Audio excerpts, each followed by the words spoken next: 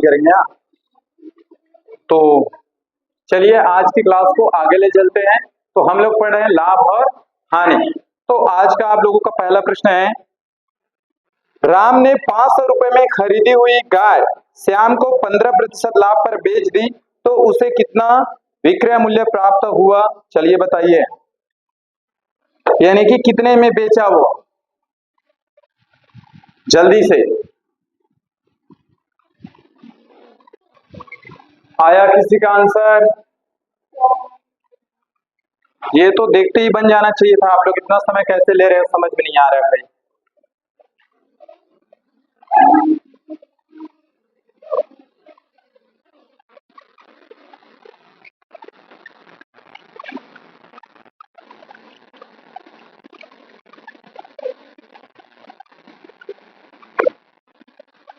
आ गया अंश?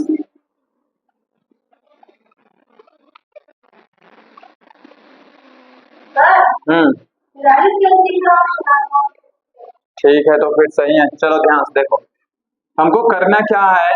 500 में वो क्या करता है, गाय को खरीदता है और श्याम को क्या करता है, 15% लाभ पर बेच देता है। तो इसका 15% निकालो ना। 15% का क्या, 100। 2 जीरो से 2 जीरो कैंसिल और 15 पंचे 75। 75 रुपया ज्यादा में बेच दिया। खरीदा कितने में था, 500, और 75 रुपये ज्यादा, तो कितना में बेच दिया उसको, 575 रुपये में बेच दिया। ये हमारा आंसर है। इतना करना था। आया समझ में? क्लियर है? चलिए ये रहा अगला प्रश्न। एक रंगीन टेलीविजन को 5060 में बेचने पर 10% लाभ होता है। यदि टेलीविजन को 4370 में बेचा जाए तो कितने प्रतिशत हानि होगी? जल्दी से बताइए, कितने प्रतिशत की हानि होगी? चलो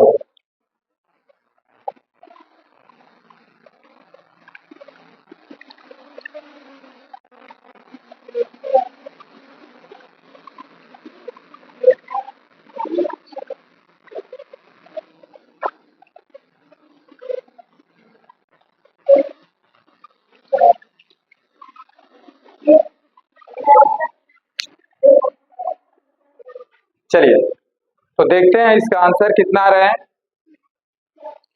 5060 में बेचता है तो 10% का लाभ होता है। 5060 में बेचता है तो उसको क्या होता है, 10% का लाभ, यानी कि ये अपने आप में कितना है, 110% है। क्या आया क्या समझ में? देखो दोनों कंडीशन में हर बार बेची वाली कंडीशन बोला है, लेकिन हमको ये नहीं बोला है कि क्रय मूल्य कितना है। तो सबसे पहले हमें पता करना है क्रय मूल्य, यानी कि उससे खरीदा कितने में था।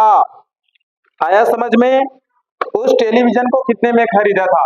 तो ये जो 5060 है, इतने में बेचता है तो उसको 10% का लाभ होता है। ठीक है ना भाई? तो 10% का लाभ होता है, मतलब ये अपने आप में कितना है, 110%। तो मैं क्रय मूल्य पता करूंगा कितने में खरीदा रहा होगा, तो 100 से कर लो मल्टीप्लाई। चलो 10 से 10, ये कटेगा, 11 से कट सकता है। 11 कम 11, 11 चौक 44, कितना बच गया, 6, और 11 छक्के 66, और 0 का 0। बस इनका गुणा कर लो, पता चल जाएगा। तो 46 से कम 46, 1010 20, तो पता चल गया कि इतना रुपए में क्या किया था, वो खरीदा था। आया क्या समझ में? क्रय मूल्य पता चल गया। अब वो इतना में खरीदा था, इतना में बेचा, तो 10% का लाभ हुआ, ऐसा बोल रहे हैं। अब इतना में वो खरीदा था, अब कितने में बेच रहा है, अब वो बेच रहा है 4370 में। तो पहले माइनस कर लो 4370 को, क्योंकि उससे हानि हो रहा है। तो पहले पता करो कितने का हानि हो रहा है। ठीक है, 0 का 0, 10 में से 7 जाएगा 3, 5 में से 3 जाएगा 2, तो हमको पता चला कि उसको कितने रुपए का नुकसान हो रहा है, 230। ये क्या है आपका हानि, और आपको हानि प्रतिशत भी पूछा है। तो हानि प्रतिशत का सूत्र क्या होता है, ऊपर में रखते हैं हानि। हानि कितने का हुआ, 230 का। अच्छा नीचे में क्या रखते हैं, क्रय मूल्य।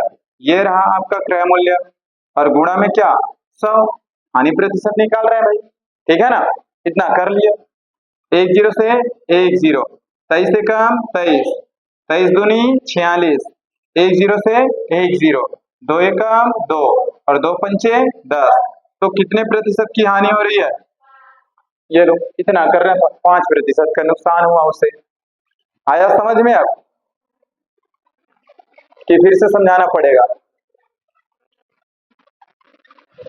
चलिए अगला प्रश्न है, किसी वस्तु को 480 में बेचने पर 20% की हानि होती है, उसे कितने में बेचा जाए कि 30% का लाभ हो? चलिए जल्दी से बना के दिखाइए बेटा।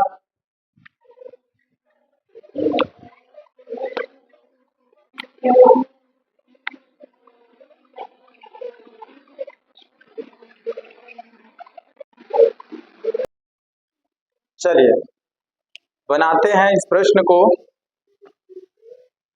कितना रहे? चलो ठीक है, देखते हैं। 480 में बेचता है तो 20% की हानि होती है। तो 20% की हानि होती है मतलब वो क्या 80% में बेचता होगा? तो 80% यानी कि 480 अपने आप में क्या है? 80%। तो वो 30% का लाभ चाहता है, यानी कि वो चाहता है 130%। बस इतना करना था। अगर इतना आपको समझ में आ गया था तो एक लाइन में ही आपका आंसर आने वाला है। क्लियर है? ऐसे किए थे ना?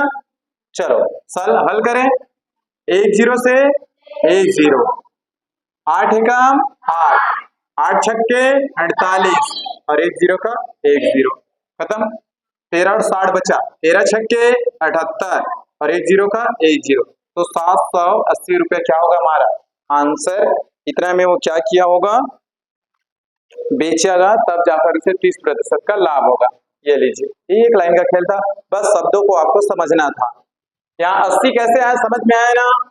130 कैसे आया ये समझ में आया ना? तो फिर बन गया, तो फिर ठीक है। चलो अगला प्रश्न, किसी वस्तु को 300 रुपए में बेचने पर 25% की हानि होती है, तो वस्तु का क्रय मूल्य क्या है? कितने में खरीदा था? जल्दी से बनाइए, समय कीमती है भाई, टाइम इज मनी। चलो, किसी वस्तु को 300 में बेचने पर 25% की हानि होती है तो उसका क्रय मूल्य बताना है। तो ध्यान से देखो, जब 300 में बेचता है तो उसे क्या होता है? 25% की हानि। अच्छा ये तो प्रश्न में दिया है, 300 में बेचता है 25% की हानि होती है, यानी कि क्या वो उसे 75% में बेचता होगा क्या? तो ये अपने आप में कितना परसेंट है? 75%। और क्रय मूल्य हमेशा कितना होता है? 100। तो अगर 75% 300 है तो 100% कितना? बस इतना करना था, ये लाइन बस समझ में आया ना? चलो 5 से डिवाइड करो या 25 से। 25 तिया 75, 25 चौं 100, 3 से 3 का 3 और 00 का 00। 100 और 4 का गुणा करो, कितना आएगा? 400। तो 400 रुपए में क्या किया था? उसे खरीदा था, निकल गया। अब बताओ समझ में आया कि नहीं आया?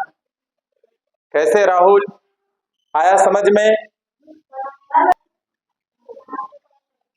यदि राम 500 रुपए की किसी वस्तु को श्याम को 20% लाभ पर, श्याम मोहन को 10% लाभ पर बेचता है, तो मोहन का क्रय मूल्य मोहन उसे कितने में खरीदा होगा? जल्दी से बनाओ इस प्रश्न को, ऐसे कई प्रश्न हम लोग सॉल्व कर चुके हैं भाई। चलो जल्दी से बनाओ।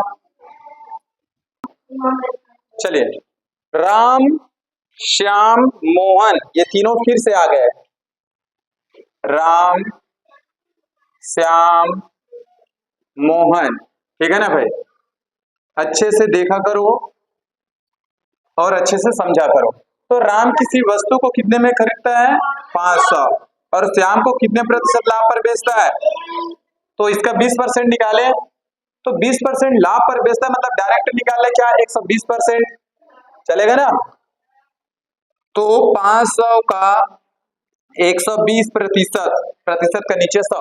अगर आपको समझ में नहीं आया होगा तो पूछ सकते हो भाई ये 120 कहाँ से आया?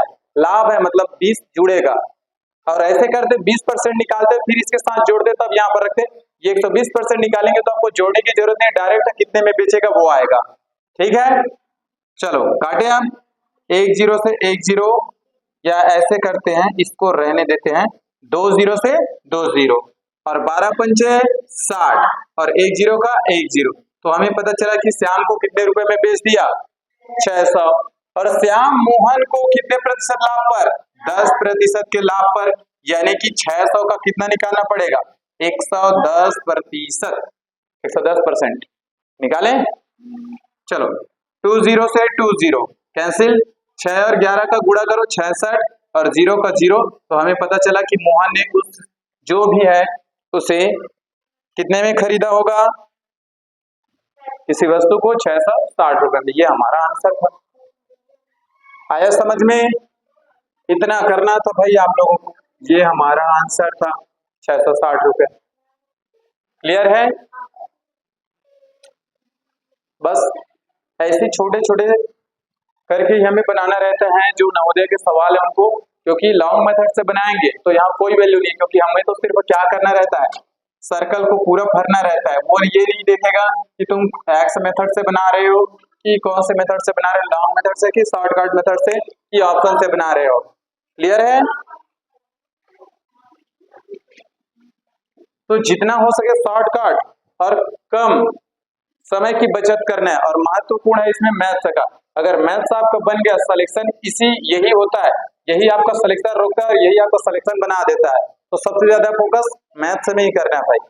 ठीक है, चलो अगला प्रश्न है, यदि एक विक्रेता एक कुर्सी को 15% लाभ के स्थान पर 8% लाभ पर बेचता है तो उसे 56 रुपए कम मिलते हैं। कुर्सी का क्रय मूल्य बताना है। चलिए जल्दी से बताओ कितना आएगा कुर्सी का क्रय मूल्य,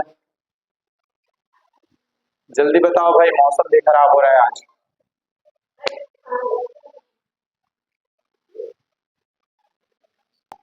चलिए, हर प्रश्न ऑप्शन से नहीं बनता, ये भी याद रखिए, बनेगा ये भी लेकिन समय ज्यादा लेगा। तो हम इसे कैसे करेंगे, बिना ऑप्शन के बनाएंगे। तो देखो 15% के स्थान पर कितना प्रतिशत का लाभ वो लेता है, 8। 15% के स्थान पर अब उसे लाभ कितने प्रतिशत का होता है, 8%। तो उसको कितना रुपए कम मिलता है, 56 रुपए कम मिलता है उसको।